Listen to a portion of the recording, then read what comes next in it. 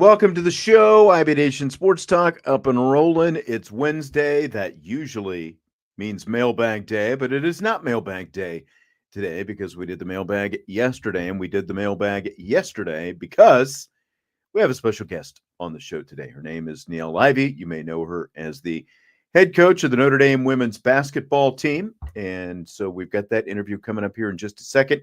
And then after that, Vince DeDario will join me, and we've got plenty of Notre Dame football talk as well. We've already got the questions. Go Irish Nate wants to know, live or pre-recorded? And that led Tommy Guns to say he's tempted to say it's pre-recorded, but the fact that I moved the mailbag to yesterday in order to accommodate probably means it's a live interview. Well, it's kind of somewhere down the middle there, Tommy, because it was recorded this morning. So that's why, we recorded it this morning and the show will be on today. We didn't record it yesterday and then push to today. If we would have recorded it yesterday, we just would have played the interview yesterday and done the mailbag today, like we always do. But the good news, we've got basically everybody on the roster that's a scholarship player.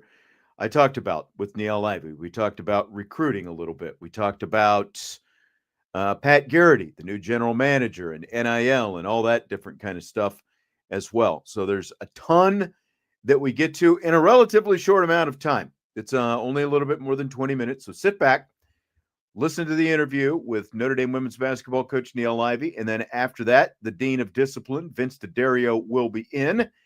And we'll talk some Notre Dame football and more. So here we go. We are excited as always to be joined by the head coach of the Notre Dame women's basketball team, Niele Ivey, taking a little break from some summer camp. How you doing today? I'm doing great. It's always great to see you. Always great to see you as well. We were just talking before we started about the fact that you've got obviously your summer camps going on, you've got team practice going on with summer school and all that kind of stuff, but you're also, for the second year in a row with Team USA, coaching the U19 team this year. I believe it was the same group as last year, like the U18 last year, and now U19. I'm curious, what is for you? What's the biggest benefit as a coach to be able to do something like that? Yeah, I mean, it's just an honor, first off, to be part of USA Basketball. Just an incredible organization, so much tradition and success and excellence. And I've always kind of admired a lot of players that have gone through that on the men and women's side. And coaches, now I'm obviously coaching from a coaching perspective, but it's always something that I'm really proud to be a part of and to be able to represent, for your country. And experiencing U18s last year and winning the gold was just such an incredible experience. But I learned so much being around great players, being around great coaches, just being a sponge and learning so much. It's been an awesome experience for me. Yeah, I would think that you kind of get to expose yourself just to different philosophies, I guess, and that kind of stuff. Right? Always learning as a coach, I would assume, right? Yeah, absolutely. Terry Moore, and she's the head coach of IU, and she's our head coach of the U19s, and she's been phenomenal. Jose Fernandez at USF. He's a great colleague to work with. So we've had a couple great summers, and I'm looking forward to getting back to work with them in a couple weeks. So for you now, as you look at what's going on here at Notre Dame, because you do have to juggle so much, like we talked about with Team USA and camps and in your team and the whole thing. How is this off season, as you kind of sit and look back? How is it maybe differed from off seasons you've had in the past the most? Yeah, I mean, I just, like you mentioned, just being able to balance so many different things, so many different seasons as far as this, camp, and then brought our team back, and we've had summer school. We're in week, I think, 4. I brought them back. Summer access was the first week of June. So just trying to balance everything and everybody. But it's been fun. I feel like the past 2 summers have been really, really busy. But again, like you mentioned, it's a lot of growing. I get a chance to be exposed to a lot of different, coaching styles and different teams, and which has been a lot of fun for me. You obviously added a lot of players from the transfer portal, and I want to talk about a lot of them here in a second. But, kind of piggybacking on the Team USA theme, you've also got Hannah Hidalgo, who's going to be different team. You're the U19s, and she is it what's the actual category that hers falls into, I guess? Yes. So she's basic AmeriCup is under 23, Right. the 23 and under. Okay. So, I mean, she's obviously one of, if not the best players in college basketball coming into her junior season now, which kind of seems amazing that she's about to be a junior. What do you look for from her? With so much turnover on the roster, like what's the next step for Hannah Hidalgo heading into this season? Yeah, I mean, for her, I mean, she's always going to find something to get better at. We're always kind of trying to fine tune her game and continue to expand her game and grow her game. But I think it's more on a leadership perspective. She's an upperclassman now, has had 2 incredible years under her belt. So I'm going to really rely on her experience this season and, really commanding her voice and being that leader. She's going to lead the way that she plays, as you mentioned, one of the best in college basketball. And so I think she's going to lead just by the way she plays, but now I'm going to require her to lead vocally, to kind of be that consistent leader for us. So that's going to be a big jump for her. And she's really looking forward to it and excited for this next challenge. And I'm looking forward to it for her as well. Well, you did add 5 players from the transfer portal, and 2 of the top things you always talk about is running the floor and playing defense. Yes. And kind of like when I look at these players that you've added, it feels like that was kind of a big factor. Like how much did that, factor into these players that you added ultimately? Yeah, I mean, big factor. I mean, also just the way that they play, they all 5 of them kind of fit, as you mentioned, fits my system, but they have the intangibles that I love and things that you can't teach. I mean, Vanessa, such a solid player. She works so hard, 3-level scorer. She's great at pushing pace. Unfortunately, she's has a couple great games against us in the past, so I knew what I was getting with her. Ayana, sharp shooter. Somebody that has really exploded the last couple of years, really making a name for herself in the SEC. Malaya, just a really good back to the basket, really strong, dominant post. And Gisela, again, another versatile player that can play inside out. I'm looking forward to really add her versatility. She can shoot the 3. And Kelly Radigan, our hometown hero, somebody that's coming back from injury, somebody that plays really hard. Is a complete Notre Dame kid, Notre Dame fit. They're great in the locker room. And again, like I said, the intangible things that they all bring was something that was really attractive to me as I was kind of trying to sift through things that we needed. You mentioned Vanessa De Jesus, the Duke transfer, and we found out yesterday that she's going to be part of the Philippine national team herself, and she's going to play in the FIBA Cup for the, I guess, the Asia Cup in China next month. She looks like, just kind of some of the things that you touched on, kind of seeing her and hearing you say that, like she might be that sort of next glue player for you. How important could she be for this team?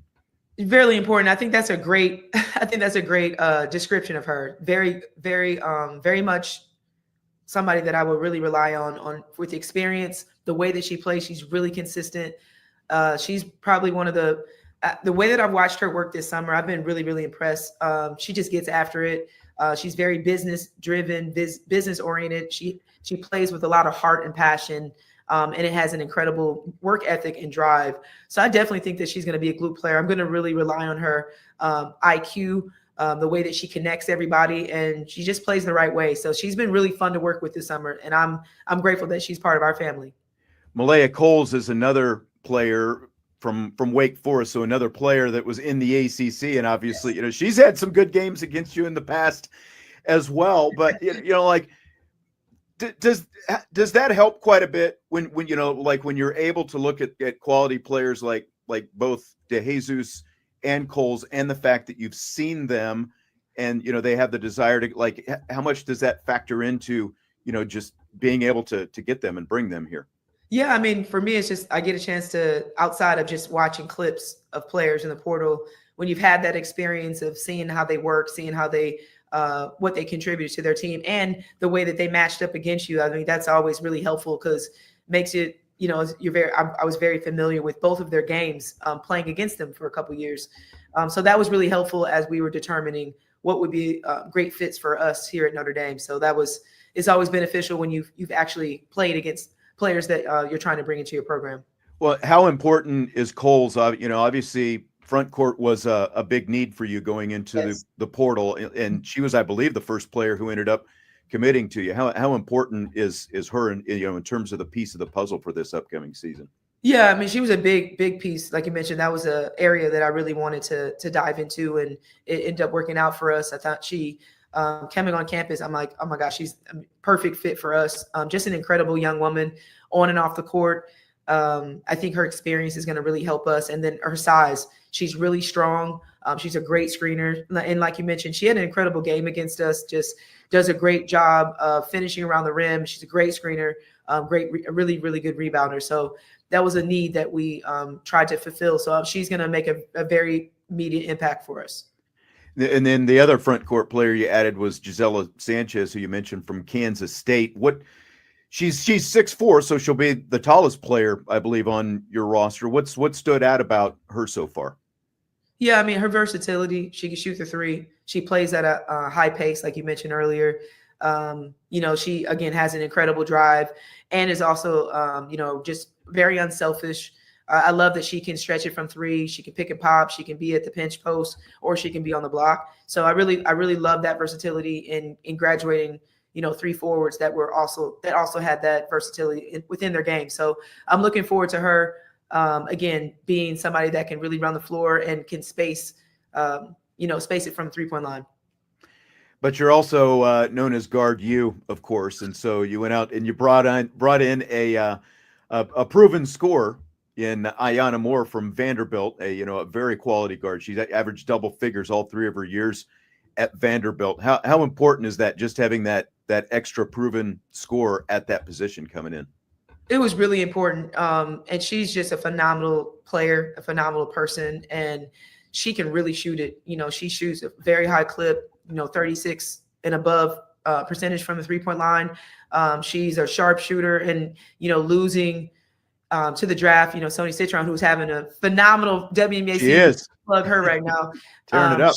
Yeah, she's amazing. But just having somebody that can come off pin down, somebody that can come off flare screens. I really wanted somebody that can really stretch the floor, and I feel like Ayanna really fit that mold. Somebody that's really good in the mid range, but it's just a pure shooter. So I'm looking forward to seeing what she does with us. And again, she's very smart, and like you mentioned, she's coming off a double-digit season at Vandy.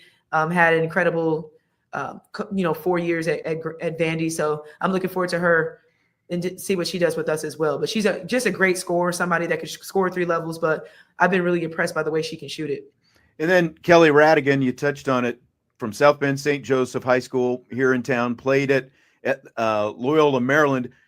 She didn't get to play when Loyola, Maryland came in here last season because she had her own injury. But what are you looking for from Kelly as she comes back here into town and joins you at Notre Dame? Yeah, it's kind of crazy. That was kind of foreshadowing that she's been part of our program now. She's just the ultimate hard worker. She bringing her back home, having the Notre Dame ties that she has with her dad and her brother, and the love that she has for this university and South Bend. She's a familiar face in town. She's like the mayor. Everywhere she goes with our team, everybody knows her when she brings the team around. She's a great leader. And again, she's going to do whatever I ask her to do, whatever it takes for us to be successful. She's willing to fulfill whatever role that I need her to fill. And again, somebody that kind of appreciates the love, the tradition, and the success of Notre Dame and South Bend. I think it's going to be awesome for our community to have her back home. And then Leah Macy, your freshman coming in here, she unfortunately was injured during the Kentucky State tournament, injured her knee. She is on campus, and you see her kind of every now and then in some of the videos and stuff like that the social media team posts. Like what's she able to do, and how hopeful are you in terms of this freshman season for her? Yeah, I mean, she's in the recruiting or the rehabbing process. She had surgery I think in February, so it's really another. It's going to be a test with the performance team to see where she is. She's doing great in her rehab. She's ultimate worker. It's just unfortunate the timing, but she's been after it in the rehab process, and we'll look at that as it comes closer to the season. And usually it's about a 6 to 9 month process as far as the rehab process. So We'll assess that as that time comes, which closer to being cleared. But she's doing a great job right now of just getting stronger and doing whatever she needs to do. Anne and our performance team they have been doing a great job of helping her this summer. And Leah's been great. Fortunately, she got a chance to come back to South Bend to get her surgery, and so she's been working with our doctors and trainers for the last couple of months, which I think is going to really help her down the road. And then a player coming off an injury who's been around the block a little bit for you, KK Bransford. She had the leg injury last year. She was with you guys obviously all season as she rehabbed from that. Yes. How's she right now? And what are you looking for from her going into this season? I'm so proud of KK. She looks great.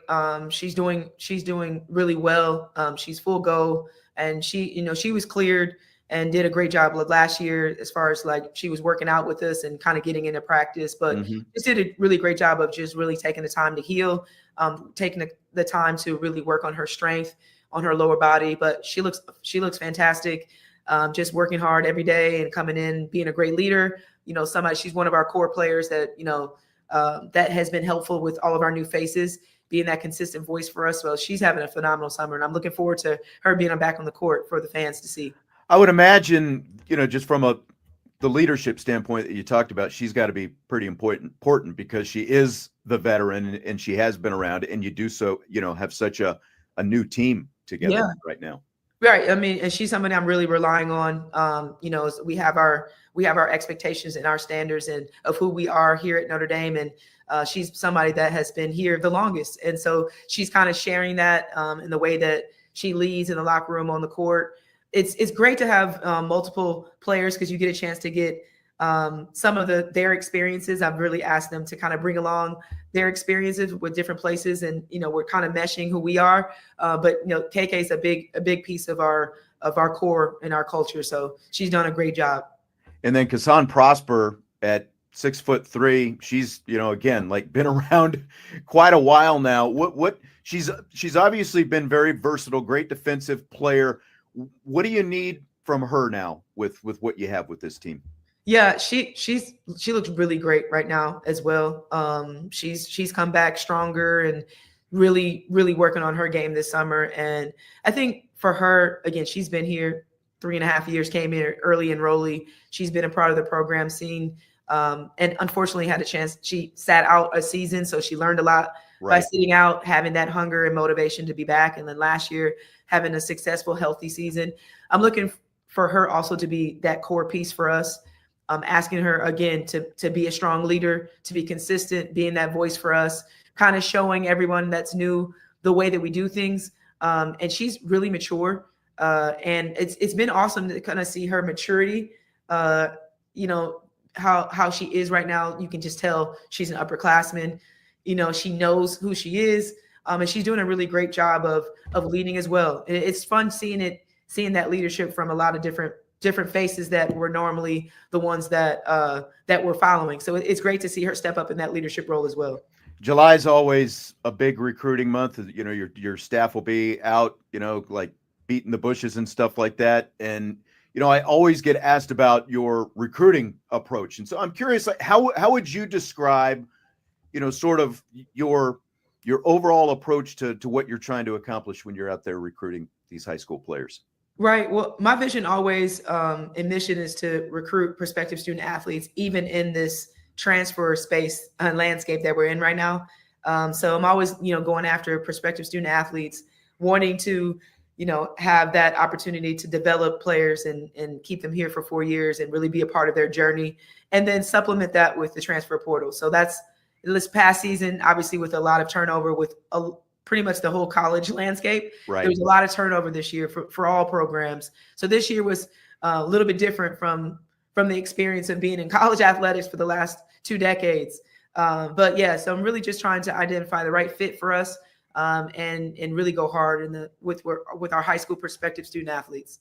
Well, and along those lines, Pat Garrity was just announced as the GM, obviously, for both the men's and women's programs. I guess it was last month now. And you talked about afterwards how having a GM just lets you be a coach. How important is it to having that position now? It is so important. And I'm so grateful that Pete and our athletic department went in that direction.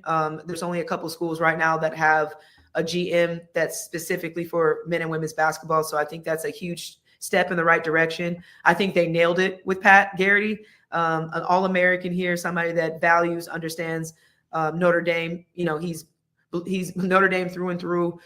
He's extremely bright, extremely smart, and I think he's going to bring so much to both of our programs. The experience that he has on a professional level, being a GM and at the front office with the Pistons, and then just again having that success and his success that he's had as a player here at Notre Dame, I think is going to be great for our recruits.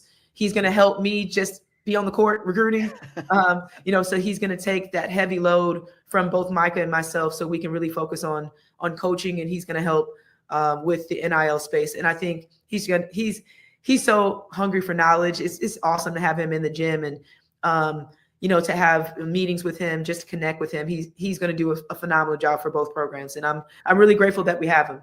Do you think that's the most important factor because of NIL, slash the transfer portal? Is that the biggest area, I guess, that you needed someone like this for? Absolutely. I think this past season, it's a model that I'm happy that we took, as far as just having somebody that can be permanent in that role, that can have conversations with recruits, with transfers, with agents, and to be able to kind of talk about our collectives, talk about rev sharing as we moved into that space now, having those conversations and, being that person that our recruits can talk to, and he can relay that message, the messaging from Pete and in our athletic department of what we can offer our players. So it's great having him in that role. So, I mean, were you literally, as a head coach, prior to having a GM like this, with NIL being, what it's been for the last few years, were you literally having to be like the point person to talk to, whether it was agents or players or, family members, right? Was that what you were doing, I guess, over the last few years?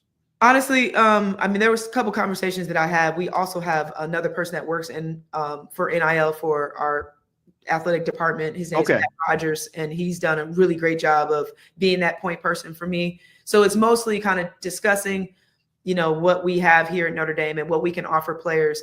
And then I kind of funnel those conversations with Pat Rogers. But there are times where if you're talking to an AAU coach or you're being presented, talking to an agent, that you might have conversations, and then usually I filter those and funnel those to Pat Rogers. He's done a phenomenal job for us. I'm grateful for what he's done for our program as well. But now we have that person, a true point person for us that's going to represent for both basketball programs. A lot different now. Very exciting for both men's and women's.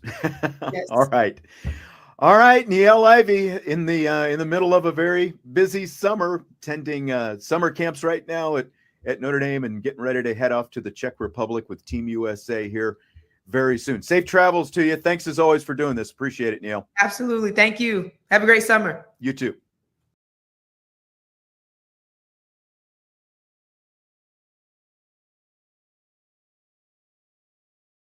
There we go. I didn't think I was going to actually enter the screen. I did remember to take the mute button off, so that's always a plus. Vince DeDario is with me right now after I got a little bit of a breather after the afternoon show. Good to see you. Yeah, and it was an unexpected afternoon show. I got it was funny because I got a call from Brian, and he's like, "Hey man, we don't really need a 3-man booth for buy, sell, hold, if you want to take the day off." I was like, well, I'm actually driving home from Hillsdale right now, so that would be fantastic. I said I was going to be home in time for the show, but, we were able to stop and have lunch. And then all of a sudden, Trevor's power goes out. And he's like, "Hey, are you home yet?" And I was like, "Yeah, I'll be on." And so, he's got to be ready to roll. You never know what's going to happen. And we've had issues. Brian and I had issues with power the other day, and now Trevor had an issue with power today. Again, It's like, it's always something. Always something, man. So always something. I was hanging out in the bullpen ready to roll, and they called my number. So, but it was a fun show. So, but hey, different show, different time. Let's roll, baby. That was a great interview, by the way, with Coach Ivey. And, very informative, I thought. Yeah. She had a lot to say about, we went through basically the whole scholarship roster there. So. Yeah, she did. The whole roster and Pat Garrity. So, hit everything, which was awesome. Which is awesome.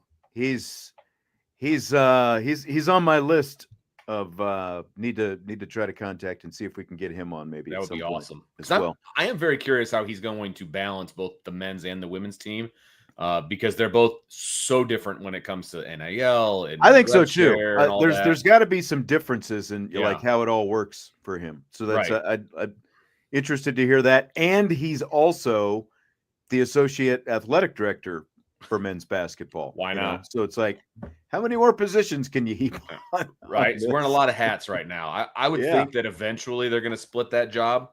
But as Coach Ivey just said in her interview, like they're one of the only schools that has a GM right now. Exactly. Everybody's worried about football, which I get. Bigger roster to manage, you know, all of those different things. And so basketball's, behind as far as that is concerned. I mean, this is important though. Like you need both. You need both of these basketball is now more than ever. Absolutely. Because of revenue share and everything else. You need both basketball programs to be generating revenue for you. And that comes to how competitive you are on the court. Obviously, can you get it, like they're literally shares for going to the NCAA tournament and all that kind of stuff. Right. And for once, I shouldn't say for once, but Notre Dame is on the cutting edge of having a GM in basketball. And most schools don't have that right now. So they're kind of like setting the curve. And we'll see if that kind of pays off for Notre Dame. Literally. St. Bonaventure's got Woj, though. There you go. They got Woj up in St. Bonnie. Yeah. Antoine asked about Niele Ivey's son's recovery. Jaden Ivey said he can't wait to see him running with the Pistons next season. I actually did, after we finished the interview, right before she had it out, I asked her about how Jaden was doing, and she said he's doing great and is like right on track in terms of the rehab schedule and all that kind of stuff. So it's sounding like awesome. He should hopefully be up and running for those Detroit Pistons.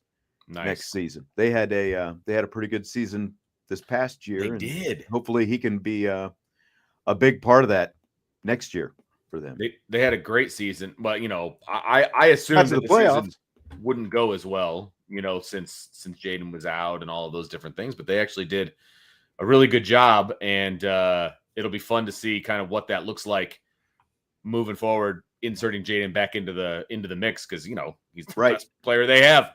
So yeah, that's gonna be a fun one for sure. Yep, I think so too. So good luck to him, and hopefully things keep on track for him, and he is back sooner than later. Toonses wants to know how far Hillsdale is from your house. It's about an hour 45 from the house, so it's a straight shot east on 12 up in Michigan. So it's the perfect distance, and I believe it's a little bit closer than where Jesse went to school, but like. Sounds like it. It's a situation where you can go for the day, go to a game and still come home. Like we don't have to get a hotel, that kind of a deal. So and it's just far enough away that he's on his own. He's in a different state, like that's good, but it's close enough to come home for the weekend or for us to go watch a game and come home, that kind of stuff. So it's great. I mean, it's the best of both worlds, in my opinion. So those 2-lane highways, do you have to take the 2 lanes?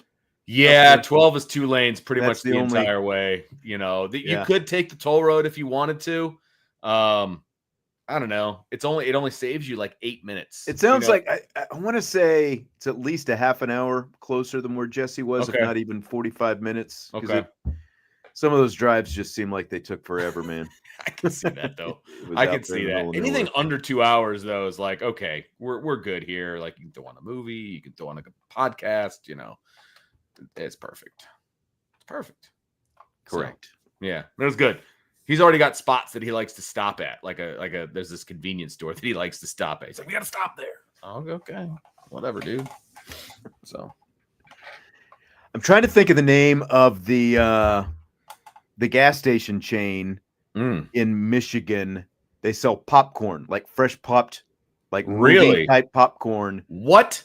And I can't remember the name. There's one in Adrian where Jesse was, and I can't think of the name. You're going to need to figure that out. Yeah, I know. Because they're like, it's fairly sporadic, but we're going up to Traverse City here for our vacation in a couple of weeks. And so I'm going to have to, I know there's at least 1 or 2 along the way. We're going to have to find them because you're going to have to let me know because there are very few redeeming qualities about the state of Michigan. And if someplace sells movie theater type popcorn, that would be one. There was one time when Jesse was playing there. This was before he was in college there. He was playing in a travel baseball tournament at Adrian College across town, the other school in town. And the gas station was just like a couple minutes away from there. So we go in, fill up with gas, get the popcorn. We get rolling out of town. Literally, we're at least 45 minutes out of town, heading south. And Dad forgets my phone. I left it in the gas station, and it is Wesco. Thank you very much, Mike. Wesco. Okay. Yes.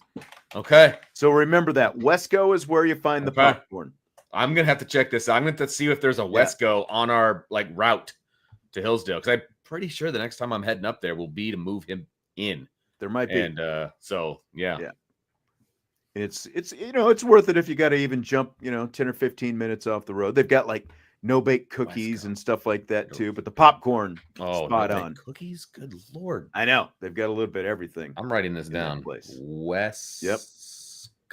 Wesco is it. It's like a red, white, and blue logo. Okay. I believe, if I remember. I've never paid more attention to a gas station before in my life. Like, I'm going to have to really kind of focus I on know. this, I've got to plug it into my GPS and find out where they are. That's exactly right. I'm going to put in okay, here's the trip, and then along the route, where's a Wesco? Okay, so that will happen tonight, guaranteed. Oh yeah, I mean that's gold for the next 4 years if you've got one on that route. So I'm gonna need something to block. Go to the game, hit the popcorn on the way home. Seriously, popcorn. Yeah, because there's gonna be plenty of times where I'm going straight from a Hillsdale game back to Notre Dame for a Notre Dame game. I'm gonna need some sustenance. So that's going to be perfect. Hit it up. Excited. Vince, are you excited for the start of Rapid Fire? Oh, there's some good questions in here. And we're going to talk about a movie that I have seen numerous times. All right. So I'm fired up about that one. Right. I'm excited. Freaking great flick. I even threw a little bit of a curveball. I slipped a question in that you're not ready for here. I don't think it'll trip you up too much. But all right. That's ominous. Fill in the blank with this first one. We are in a blank period for Notre Dame football. I think we're in there's two ways I was going to answer this question, right? So blank period as in it's about to be July. It's about to be the most boring possible time for Notre Dame football. Like that was one way I was going to go. Right. But then another way I was going to go was this could be a golden age for Notre Dame football is in the macro view. You know what I mean? So you got the micro view is in July sucks because there's just nothing going on. But then you've got the macro view of, things are trending really, really well with Notre Dame right now. We could be entering a golden period for Notre Dame football. So I answer it two different ways. I like that. And I was wondering which way you would go with this because I had my idea in my head and I wanted to leave this sort of as open-ended as possible. And, like you said, if you go micro and you look at it literally, or maybe even like God's nuclear ICBM is saying, dead, but very hot as well. I know, right? It's awful. Literally, that's the period we're in right now. Which is why I'm not worried about going to Arkansas. Yes. I wasn't worried about going to Texas A&M because we always get stretches up here in Northern Indiana where it's awful, and they practice in it and they'll be fine. So the whole weather conversation always makes me laugh. I know. Because they act like it's always, 20 degrees up here, But anyway, sorry, continue. No, that's okay.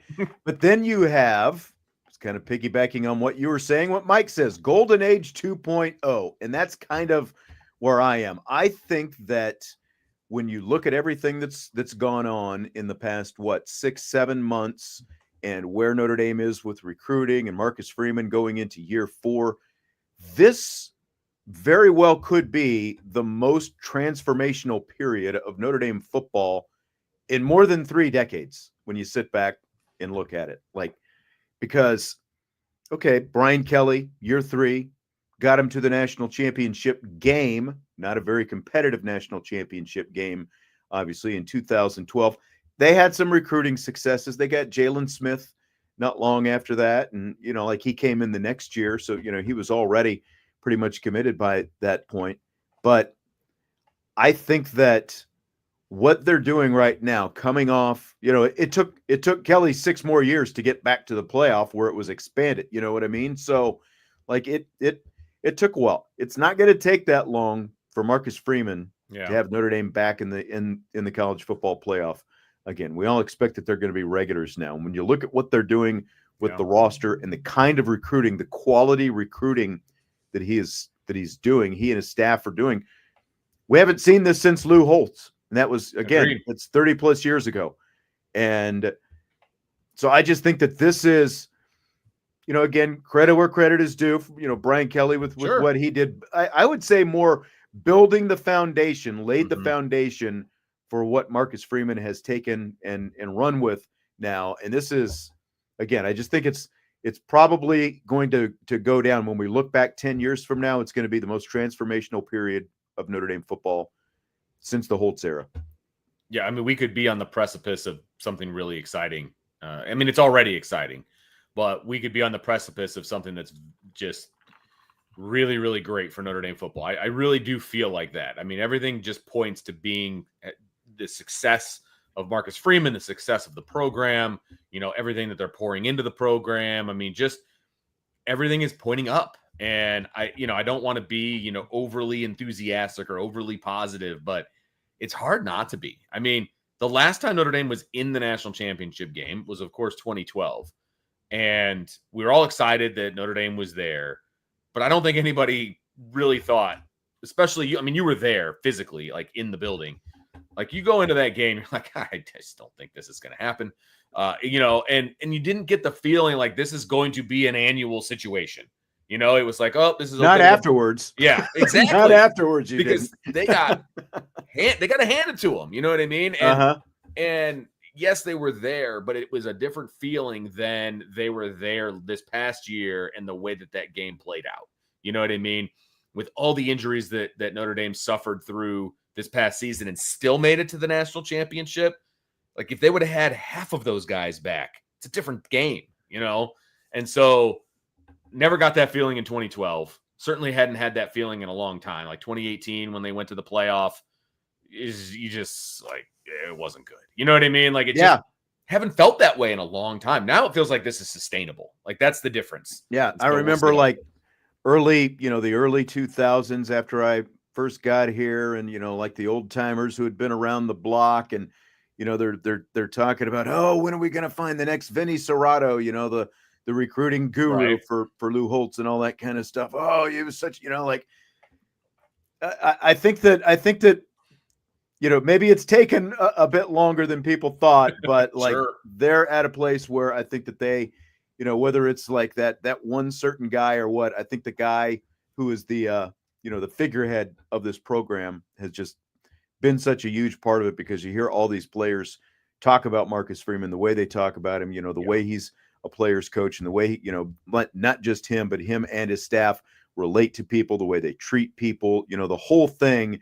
Obviously, it just appears like it's a lot different than most other places around the country, because you don't hear a lot of those same things coming up at these other places. Other places still recruit really well, but you don't hear them say the kind of things that these Notre Dame guys are saying after they come here. Yep, no doubt. Tyler Buckner, of course, switched his jersey number from 26 to number 10 this offseason. Is there any way that this is not a signal that he's going back to the quarterback room, Vince? I mean, is there a chance that he doesn't? Sure, there's a chance. I just feel like even though he's still listed as a wide receiver on the roster, he's going to move to quarterback at the very least part-time, at the very least during camp, that kind of a deal. I just don't see how that's not going to be the case. So it makes sense that would be what is going to happen. We all speculated about it, and then the roster came out, and now he's got a quarterback number, and it's like, okay, this is happening. Maybe he's just a senior who got to get a better number. Yeah, not, I mean, 10 is a better number than 26. Right. No shade. There's just no other way to look at it. No shade to Saquon Barkley and, other people that wear 26, but 10's a better number when you are a potential quarterback or whatever. It's just a better number. Okay. So I think it's great, and I think it's the right move for Notre Dame to make. I mean, it just makes sense. You lose a scholarship quarterback to the transfer portal. Oh, by the way, hey, we've got a guy who used to be a scholarship quarterback who's a walk-on now. And maybe instead of having him run routes or even throw short passes to other wide receivers, we just put him back in the quarterback room because there's obviously a great benefit to having Buckner there, whether it's scout team, like it. If Marcel Reed ends up being the Texas A&M quarterback, then Tyler Buckner is going to be the scout team quarterback for Texas A&M week. Ditto for Navy or whoever the mobile quarterbacks are. That's when Tyler Buckner is going to be the scout team quarterback that week, and he was doing obviously some of that last year, and it just makes sense. You needed somebody else in that room, and now you've even though one of them, him, is still a walk-on now, you've essentially got 4 scholarship quarterbacks in that room again now. Right. And plus the other guys you've got 5 arms that can throw passes in camp, which is important. I mean, he was already dabbling at the quarterback position, like you said, for Navy week and, Army and all those different things. So he was already dabbling. Now the jersey number makes sense. You just make the full move, call it a day. He wasn't going to see the field as a wide receiver. He's not going to see the field as a quarterback. Maybe he sees the field on special teams or something along those lines, and that's fine. But he's way more valuable to you right now with the loss of Steve Angeli, right? A legit arm in practice. With the loss of Steve Angeli, he makes more sense and is more valuable to you as a program and a roster over the quarterback position. By the way, I just remember because Joseph says Vinny C was the man, Vinny Serrato. I think that one of the chief guys beating the drum was your guy, Tony Catanzarite, back in the day. Oh, I'm sure. For the Vinny Serrato resurgence, I love Tony so much. He was like a second father to me growing up. He was a huge Steve Angeli fan too. By the way. Was he? Well, you got the Italian thing. So. Oh man, he and I went toe to toe this past year in the old tailgating parking lot, and he was letting me have it about Steve Angeli. So that was fun. But used to tailgate with him before hard. Father Andy became Father Andy. So this is accurate. Yes. Got to hear all of that. Kind of good stuff. He taught me how to tailgate. I'll just say that. Oh, I'm sure. Way back in the day. He's a master tailgater. He is a master tailgater. I will give him that. I'll give him credit though too, because Urban Meyer was at Bowling Green, after he left Notre Dame when he got that head coach, and he was always beating they need, like when Bob Davie was stinking it up, he's like, they need to bring Urban Meyer back and make him the head coach. And I'm like, I don't think they're going to hire the Bowling Green coach to coach Notre Dame, even though he's been here. Right. And obviously it didn't take long. And look what Urban Meyer became. Small stint at Utah, and then all of a sudden he's the hot commodity. So Tony's been right about a lot of things. Just not about I'll give him a pass on the Angeli. Yeah, we'll give him a pass on that one. We'll give him a pass. His son Jimmy listens to the show a lot too. So does he? I hope he's listening on this particular show. So yeah. Jimmy, that was his youngest son. The little, right? The little. Well, he's not little anymore, but he carved us up at Adams on the mound one year. Oh, did he really? Pitching for Marion. Did he really? I know he was more of a baseball player than his brother Joe, because Joe was my age, and Joe played quarterback. He was a quarterback at Marion, but I know Jimmy played some baseball. He carved you up. They did. Yeah, it was not a. It was I don't even want to think about it. No, I remember him. Because he used to run around at the tailgates, and then saw him doing some other stuff. Some little event. He was like working for one of the catering companies or something like that at the thing that we do, and then it's like there's that freaking Jimmy Catanzarite just pumping the strike zone, and we're not hitting anything. just pumping strikes in. Because look, he is a grown man, obviously, at this point. Like, that's how old we are. But like when I was in high school, and we would go over there and hang out, because Joe is the oldest brother. He's my age, and Jimmy was like 4 at that time. Like, he was little, and so I just remember little Jimmy running around. taking our car keys so we could spend the night, that kind of stuff. And now he runs the Contends Right tailgate. So it's like does he? That's where we are in our lives. Maybe he owes me a refreshment. I think he definitely does. He wants us to come every time he's out there. So we'll have to make a point to get out there this year. All right. If I'm invited, I'll do that. You're invited. At the very, very, very least, which I know is not the case, but at the very least, you're my +1. We'll make it happen. All right. All right. TD4ND wants to know if Buckner will be the kick holder this year. Good question, I think. I think it would make sense to have him out there. Like your number 4 quarterback, basically, that kind of athlete. Like look, they showed that they could use him for a fake. I think having him out there puts the other team on alert that a fake could happen at any time. It, like, makes them prepare for that. I know Anthony Rizak really wants that job, the walk-on quarterback. I had heard that through the grapevine randomly at some point. So I'm sure there's going to be a competition for that job. It'll either be a walk-on, which will be Buckner or Rizak, or it'll be the punter. But Notre Dame's in a very interesting punter situation, because he's Australian and has never done holding and things like that. But usually a team's punter is also the holder because all those specialists just work together off to the side all the time, and you can't pull your quarterback. Because, back in the day, it used to be the backup quarterback. That's not plausible anymore for the way things are run, right? So it's usually a specialist or a walk-on. And so, I would think that Tyler Buckner would be up for that job. Hey, Tony Romo was the holder for a while. He was. Joe is definitely voting for Rizak, the Omaha native. Oh, that's right. Yep. I don't know. We shall see. We shall see. Yeah. It's a great question, though. So we just had Niele Ivey on as our guest to start the show today, and we talked about every scholarship player on the roster for the upcoming season, including incoming freshman forward Leah Macy, who's from the state of Kentucky. She unfortunately tore an ACL during her team's Kentucky State tournament, and so I asked Ivey what Macy's prognosis is for this season. She's, in the recruiting or the rehabbing process.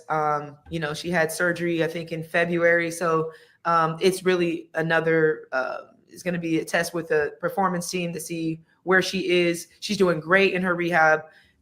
She's ultimate worker.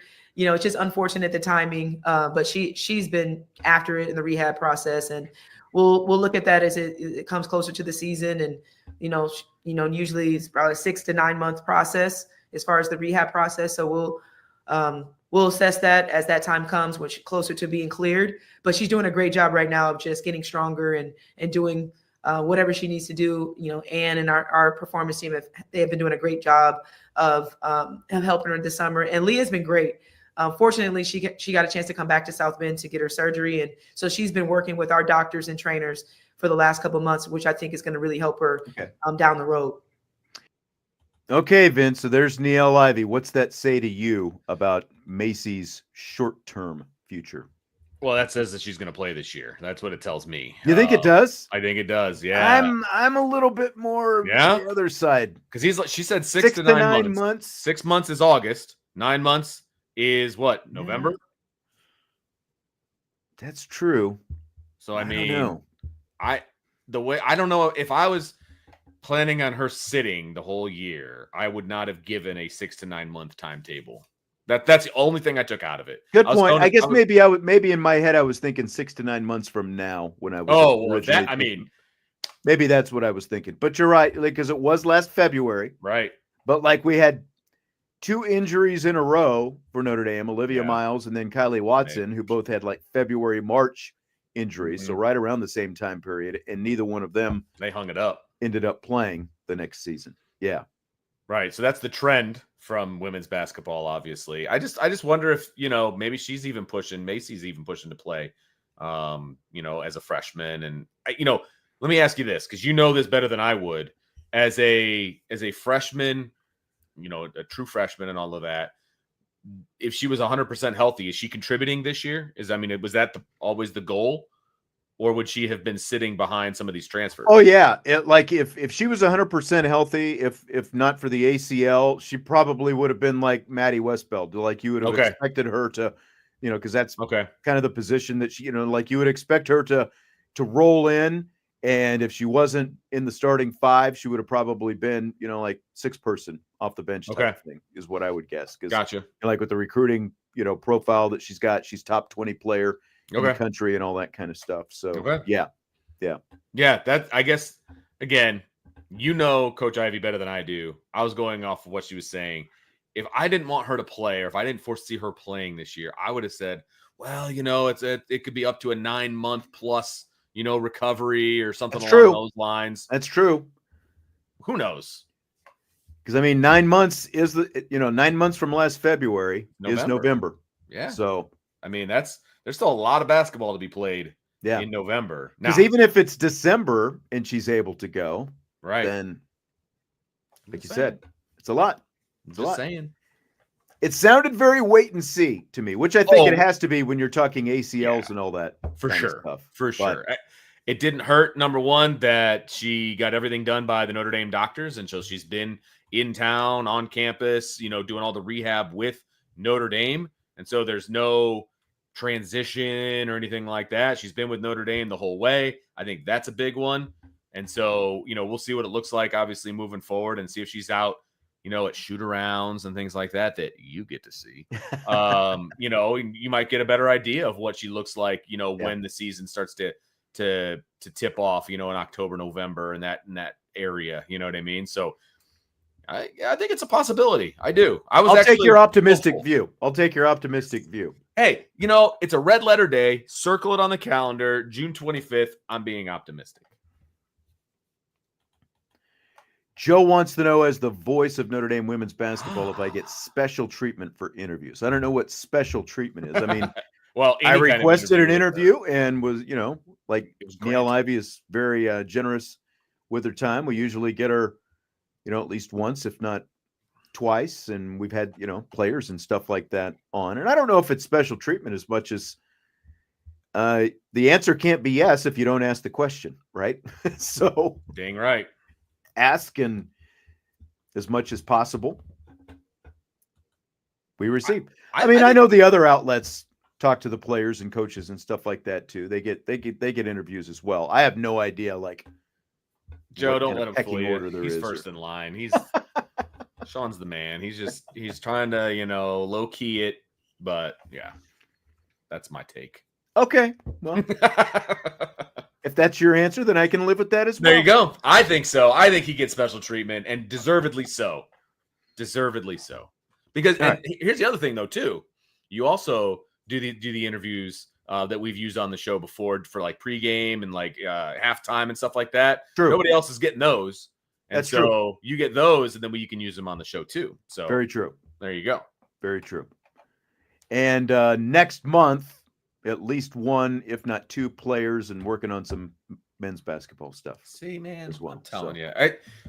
If you could get Garrity on the show, then I know you get special treatment. That's where I'm at.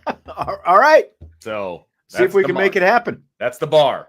That's it, huh? Yep. Like that's the standard now? Yep. That's where we are at. Because I'm excited about that one. Okay. Well, you might have to be here and ask some questions. This is what I was going to say that. If it happens in the summertime, let's roll. Okay. I'm there. See if we can do it. Okay. In the meantime, let's see if we can guess the season over-under win total for the Texas A&M Aggies. So, interesting schedule.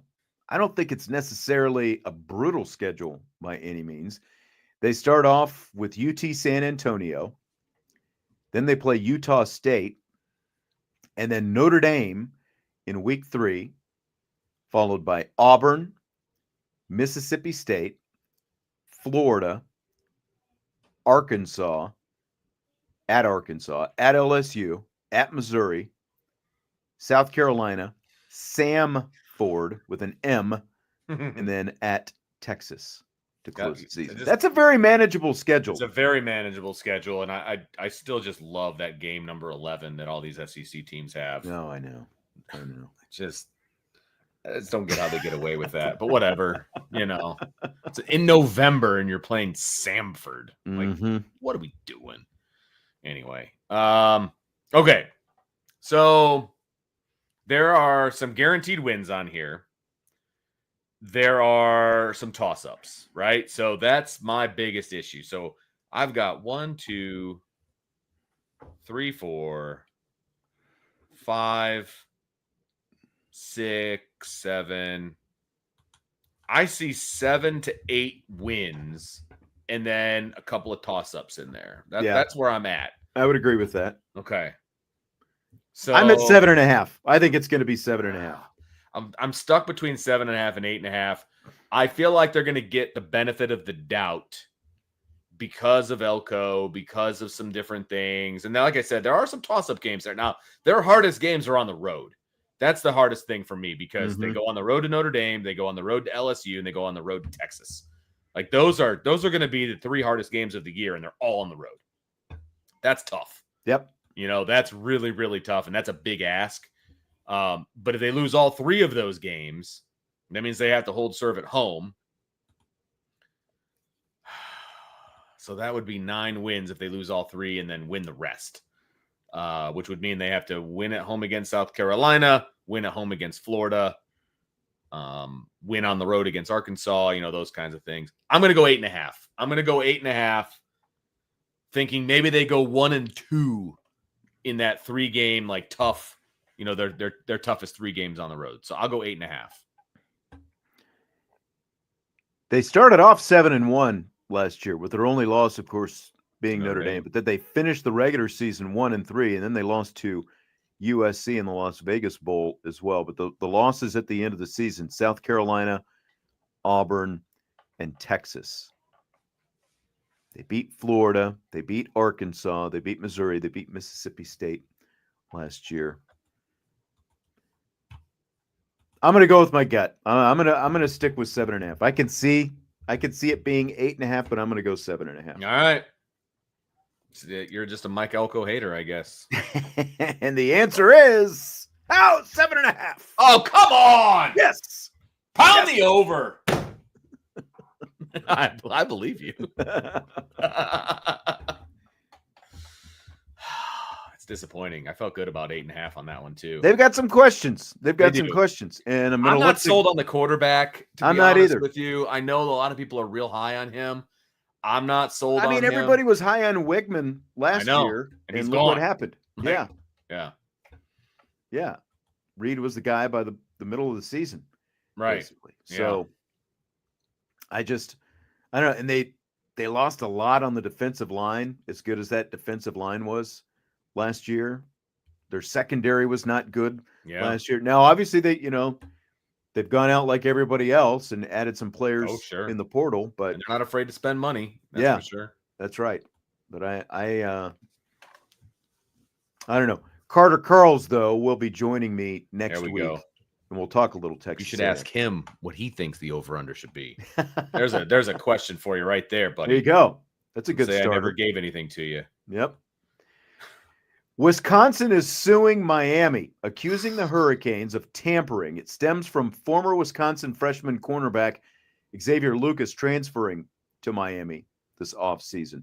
Wisconsin refused to honor Lucas's wish to enter the portal because he'd signed a 2-year deal with Wisconsin's NIL collective and a 2-year revenue sharing contract with the school, which would kick in once the house settlement was finalized. So Lucas transferred to Miami anyway, even though Wisconsin tried to keep him from going into the portal. And at that point, Wisconsin put out a statement accusing Miami of tampering. So, Vince, how significant do you think this lawsuit is, with one school suing another school for tampering with a player in the transfer portal? I mean, it's significant because I think schools are trying to take back the narrative a little bit, trying to take back some of the power when it comes to all of these transfers and, how all of this goes down. So I think this is a feeble attempt at doing that because, look, it's the pot calling the kettle black. If you're saying that, only they tampered and, Wisconsin's never tampered. We've never tampered with anybody. What are you talking about? Like, I just find that hard to believe too, right? And I would find it hard to believe on any university, including Notre Dame, right? The fine line of what is tampering, what is not tampering. And so it's significant in that a school is pushing back. I just don't think it's going to go anywhere because I'm sure they do the exact same thing. You know, it's sour grapes, you know, for the whole situation. It's sour grapes.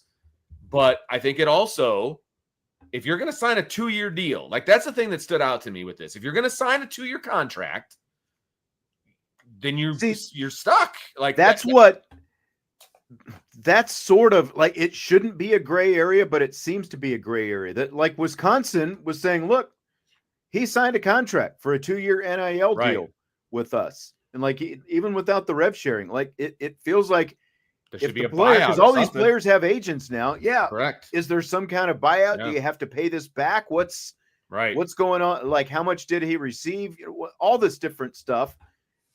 But the kid also technically wasn't in the transfer portal. Now, as a school, you're not supposed to be able to disallow a player from entering the transfer portal. That's the old system. That's why we have, you know, it's like back in the Bill Snyder days at Kansas State when he wouldn't, you know, allow guys to go to, he'd make out a list of 50 schools that they couldn't go to. You know, that's why you've got the transfer portal, and coaches aren't allowed to have say over any of this. But like if players want that protection of a 2-year deal, a 2-year contract, and you're going to sign that contract, there should be responsibility towards that too. So definitely agree with that. I see both sides of it. Like if you wanted to transfer, if you had the thought of possibly transferring, sign a 1-year deal. You know what I mean? Like don't lock yourself in. Or if you're going to break the contract, there should be repercussions. How binding is the contract? You know, because that's going to be part of this. It's not just going to be the tampering aspect. How binding are these NIL contracts that these guys? So like, is Miami going to pay his let's say this matures into a situation where, okay, now when people sign contracts, now there's buyouts, just like a coach, right? You know, if you get fired, there's buyouts. If you get cut from the roster in college, could there be a buyout situation? You know what I mean? Yeah. If you're going to sign these contracts, if you're going to hit the transfer portal, do you have to have a buyout? You know, that kind of a thing. So is Miami in the future going to have to pay Wisconsin to get this kid? Right? Like, I think this opens up a whole can of worms to a degree, but I also think it could put some guardrails in. You know, like if we're going to treat this like professional sports, then maybe it needs to be treated like professional sports. I know one thing. Pat Narduzzi is watching this thing. Like, if he could, if this is successful, he's going to backdate this sucker, and he's going to go back. Look out, Lincoln Riley. Yeah, he's going to get you for Jordan Addison. Jordan Addison, baby. When it's all said and done. Like if Pat Narduzzi has his way, he's going to be all over it. Yeah, but it's going to be really interesting to watch this and kind of see how this plays out, and see if Wisconsin has any kind of success, because if they do, then either, you know, maybe it does kind of curtail some of this stuff a little bit. Otherwise, you're going to see schools suing each other right and left. I'm all for player rights, and I think the transfer portal does allow for that, but I also think the schools need to be protected to a degree as well. Like if they're going to be shelling out all of this money now, you know, due to the house settlement and all of these things, if they're shelling out all of this money, there needs to be some protections. You know what I mean? Like the kid that transferred to Alabama for like 2 weeks, took all their money, or no, transferred away from Alabama to like Missouri or whatever it was, took all their money and then went back. Like that's messed up. Like that's a messed up situation. There needs to be some sort of guardrails that also protects the institution, and the kids aren't just running wild, you know? So like, I'm okay with that too. Well, and that like isn't Iemalava the younger one from Arkansas? Wasn't there some of that? Like, didn't he take some money from Arkansas before he went to UCLA? And right. So like, was there for 5 minutes. I would have no problem with there being guardrails on that sort of thing. Like you got to pay the money back if you're not going to actually play for the team. You know what I mean? If you're not on the roster when the season starts, then you don't get to keep the money. You know, you're actually paying for a service, and if you're not providing the service, then that's a problem. Yeah. See, and like Justin is saying, didn't we tamper with Riley Leonard? He says, I remember the timing being very suspect. Rumors he was coming to Notre Dame before Elko left and before he had entered the portal. Here's part of the problem is like there's such a gray area with what exactly is tampering, because you have back channels and all that, you know, just like agents, just like in coaching searches, you know, they're like, even if it's not, you know, head coach A or even some assistant or somebody officially on the staff talking to the player, you still have middlemen involved. Absolutely. You have, agents. Well, now those middlemen are paid else because they're agents. Yeah. And those things absolutely exist. I know for a fact that there's like 7-on-7 coaches that act as agents and get a finder's fee. See, and there you go. Like Tunsa says he was talking to Hartman, perfect.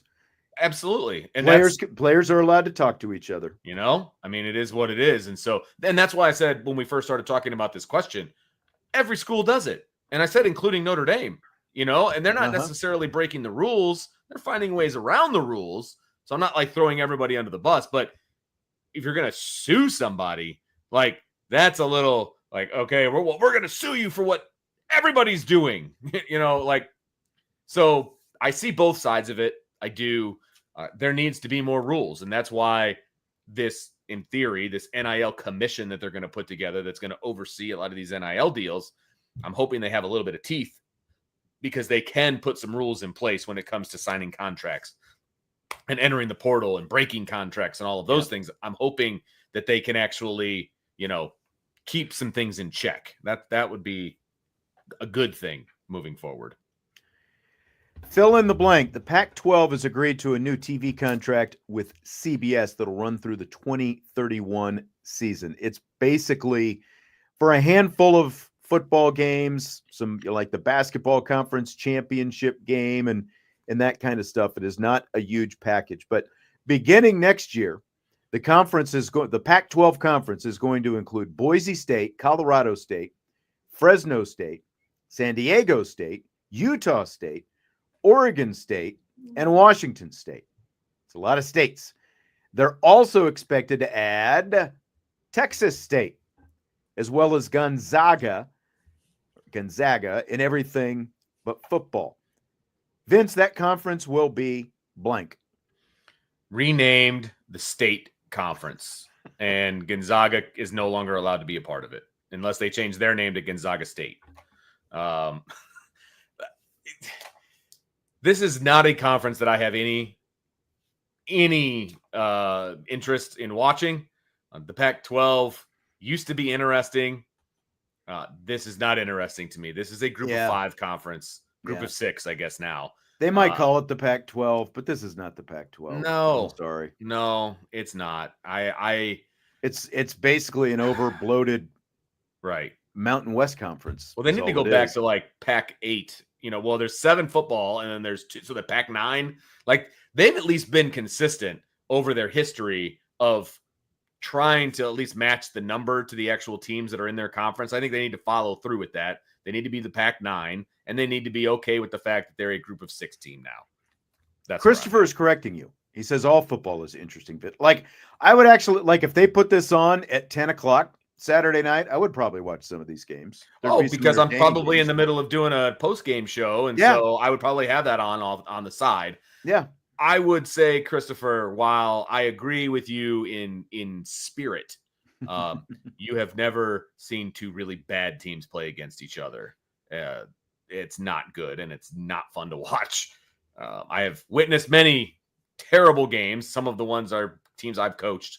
They're just not fun to watch. I mean, that's just the be-all, end-all of it. But I agree with your point in theory, Christopher, that all football is good. When you get to college, I would hope that would be the case.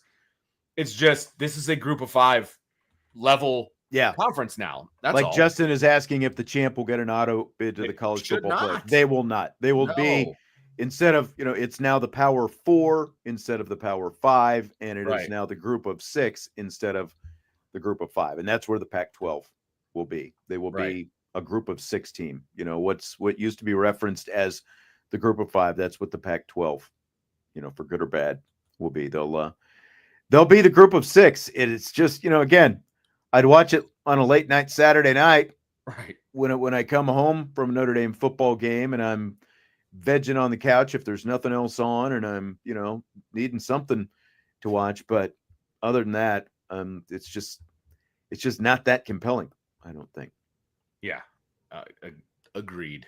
And look, good for those schools that they got a new conference and they got whatever. I'm not dogging them specifically, but you cannot say you can put that conference up next to the other Power 4 conferences. It's just That's just not realistic. Now, maybe someday those schools become just football powerhouses and they can compete with the Alabamas and the Notre Dames and the Ohio States of the world. This is not that day. And they will have every opportunity to be the group of 6 representative if they kick butt. But you don't get an auto bid. Sorry. Fill in the blank. The sports moment you watched live, not necessarily in person, but live, that you will never forget is blank. When I first read this question, I was like, man, what? I couldn't come up with anything. And I was like, duh, Game 7 in 2016, Cubs, Indians. There you go. By far the best sporting event I've ever watched. Obviously, I watched it live. I did not see it in person. I was down on the other side of this wall on my TV, my son and I watching that game. He was 9 years old at the time. And just like hugging him and like tears and like the whole thing. He thought I was nuts, but I will never forget that. And he actually filmed me watching the final out of that game. And so I've got that video someplace. I look like an idiot and I don't care because it was unbelievable. And it was the best event I've ever seen live. Lot of people were shedding a lot of tears, man, over that one. That's for sure. They just did they've got a Game 7 series on Prime Video. I don't know if you've ever watched any of those, but they kind of do a documentary on each. Yeah, I did. A bunch of Game 7s. I watched that recently. Yeah, it was really good. I think it was the same. Was it on? Did you say it was on Netflix? It was on Prime, I believe. Prime. Yeah, they have like a Game 7. Well, yeah, it was all about Game 7, right? Yeah. Yep. It was really good. It was really, really good. Watched it a couple weeks ago, as a matter of fact. Yep, I watched it last week. I just found it. Yep. So it must be fairly new. I don't get on Prime Video that often, but I got on there the other day just like looking for something to watch. I was like, oh, these Game 7 document. The Cup. We're watching it. Let's go. So it was really good. Now, these were not nearly as emotional as yours that you just described. Right. But in terms of, there are two, I couldn't separate one from the other because these are two of the most iconic sports plays, maybe ever, at least of the last 40 plus years. And they happened 2 years apart. The first was the Mookie Wilson, Bill Buckner play, Game 6 of the 1986 World Series. Watch that live and like the whole, watch that whole inning, the whole game for that matter. But, like that whole last inning, unfurl and just, like the way that it played out, obviously, and again, a little roller up along first behind the bag, like it gets through, the whole thing. So the Mookie Wilson, Bill Buckner in 86, and then 2 years later, again, watched it live, the Kirk Gibson home run, 1988 in, Game 1 of the World Series against Dennis Eckersley, who was supposed to be invincible and virtually was invincible that whole season, one of the best seasons that, a reliever has ever had. But Kirk Gibson with one of the most iconic home runs in baseball history saw that. And then that coincidentally was also the nightcap to Notre Dame, Miami, 1980. Right. You talked about that, how that day was just unbelievable. Yeah. For sporting events. Yeah. Yep. So those were mine, again, like two of the more iconic things I think that you're ever going to see. Oh yeah. No doubt. No doubt. Christopher says Texas and USC national championship game. I remember watching that. Me too. As well. And like texting one of my friends, like we were going back and forth, because USC was obviously the defending champ and I'm pulling for Texas and Vince Young and the whole thing. And like that iconic run into the end zone, that end zone shot when he runs in for the game-winning touchdown. Toons' the 2024 Angeli Bowl in Miami. Is that? I saw that come up, Toons', and you got me laughing, literally laughing out loud on that one. I thought that was really funny. Touche to you, my friend. Be careful. You're going to have Christopher coming after you now. That was really funny. That was really great. That was awesome. David said 2006 Notre Dame UCLA, Oh, wow. His dad's first Notre Dame game. Wild inning. Yeah, that's an awesome. That was a great game. What a present that would be, as your first Notre Dame game. Yeah, no kidding. That was awesome. That was awesome. Okay, so this last one, not a question, but Vince, I rewatched Crimson Tide last night. First time in a long time. It was on TV. I set the DVR. I recorded it so I could forward through all the commercials. I don't know. I know that I saw it. I'm pretty sure I saw it in the movie theater. That I saw it. If I didn't see it in the theater, at least on a VHS, I can't tell you the last time that I saw it. Really? But I love that movie. It was better than I remembered. But again, it's been a long time. It was very good because we had the debate, Crimson Tide or Hunt for Red October, which was the better submarine movie. I think I still hedge toward Hunt for Red October, but Crimson Tide made it a lot closer than I thought it was going to be. If we're talking about submarine movies, I'm going to throw a vote in for U-571. That was a really good movie with Not a bad one. McConaughey and that whole group. I thought that was a really good movie. Now, Crimson Tide is better, but I think U-571 is a good movie. It's a good solid World War II submarine movie. You know what I mean? But yeah, Crimson Tide, man, I do not concur. This is great movie, man. Just great movie. I've come to a decision. I'm the captain. Now shut the F up. Yeah, that's fantastic. It's great. Gene Hackman. I mean, you've got multiple mutinies. You've got Hackman and Denzel Washington going head to head. Like, what could you ask for? What more could you ask for? And then you also had James Gandolfini in there, Steve Zahn, Ricky Schroeder. Do you even know who Ricky Schroeder is? Ricky Schroeder was like from 1970s. There's a movie called The Champ. He was like the kid in The Champ, and The Champ was a boxer. And I don't want to spoil it for you, but he was like a well-known child actor. And then I think he did a show. Was it Silver Spoons that he did? There you go, Christopher. Silver Spoons, 80s sitcom. Ricky Schroeder. He was the sailor who, you remember when the hatch, when they were trying to get him to close the hatch because that lower compartment was flooding when they were trying to do the work.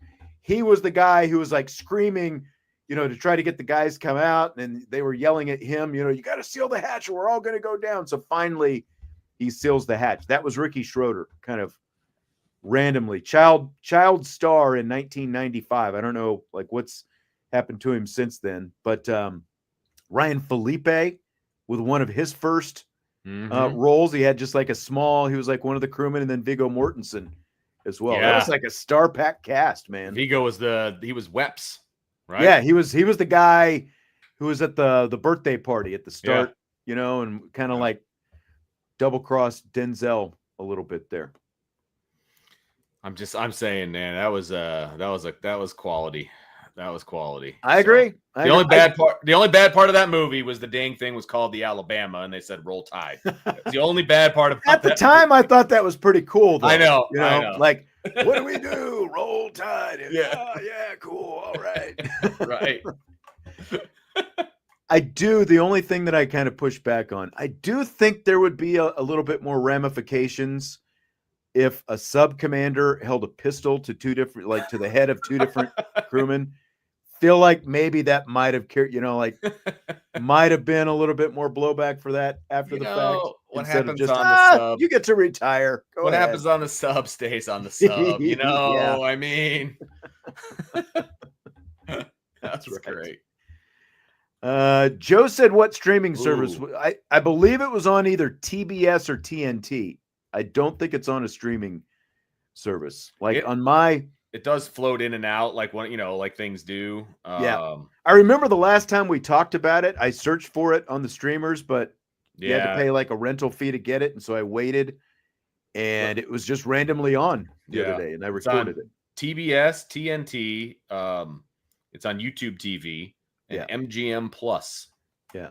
Like I've got DirecTV, and so because I've got DirecTV, if you search for it, you can record it. Even if it's not on, you can record it on the on-demand thing and not have to pay anything for it. Gotcha. So, yeah. But yeah, great movie. I'm happy you finally found one that I watched. Yes. I appreciate that. And it's so random that a 1995 submarine movie is the movie that you've watched, and you haven't seen, any of the two most iconic long-running series of the last 30 years, Mission Impossible or any That of the takes Bourne movies. Too much commitment. That's too many movies to sign up for, apparently. Yeah. Shawshank. Have you seen Shawshank? I have, but you know Okay. what? I've seen it like in the last year or two for the first time. So there you go. So I mean, it's still Wow. very pathetic, but I have seen it now. Maybe it was in the last like 5 years, but either way, that movie was from the 90s, I believe. So that's still sad, but very good movie. Really enjoyed that one. Some twists and turns you didn't see coming. So Nope, that's for sure. The National Treasure movies. Have you seen any of those? Those are my favorite. I would show I've got right here in this drawer, right here, all my movies I used to show in class. Those are definitely both of them. I would show one when we were talking about the Revolution, and I would show National Treasure 2 when we were talking about the Civil War, because those movies are awesome. Very underrated. Very underrated. Like I can't say I'm a huge Nick Cage fan in general. But that was kind of the end of the real Nick Cage era. Agreed. I think after Con Air and Face Off and seen all of those. Yeah. But like for whatever reason, National Treasure, man, he hit home runs. I don't know how that worked, but I love those movies. Probably because it has to do with history, and then there's also the mystery part of it, and the whole deal. And I don't know what the actor's name is, but Riley he's hilarious. Yeah. Like I've seen those movies 100 times. I still laugh at his jokes. So he was in something else. I can't think of it now. And I had actually seen him in the something else and then saw that. And I was like, oh, he's in that. And I can't think of what it is. I mean, his comedic timing is spot on. He's good. The female co-lead, whose name I can't think of right now, the blonde, she was in Inglourious Bastards. National Treasure right there. DVD, National baby. All right. Well, that's going to do it for today. We covered a lot of ground, from Notre Dame women's basketball, Notre Dame football, and a little bit more. Finished off with a little Crimson Tide National Treasure. Can't go wrong. Crimson Tide. Now I want to watch that movie. I'm going to have to rewatch it again sometime soon. I'm telling you, it's worth the time. I think so. You need to go back and watch Hunt for Red October, though. I actually saw that not that long ago. I do, because that one was way back. I haven't watched that one in a very, very long time. It's actually showing on one of the channels. I can't tell you which one, but it's on one of the premiums, I think, right now. So I watched part of it last week, I think, as a matter of fact. All right, we'll hit that like button before you leave, and we will talk to you tomorrow on Ivy Nation Sports Talk.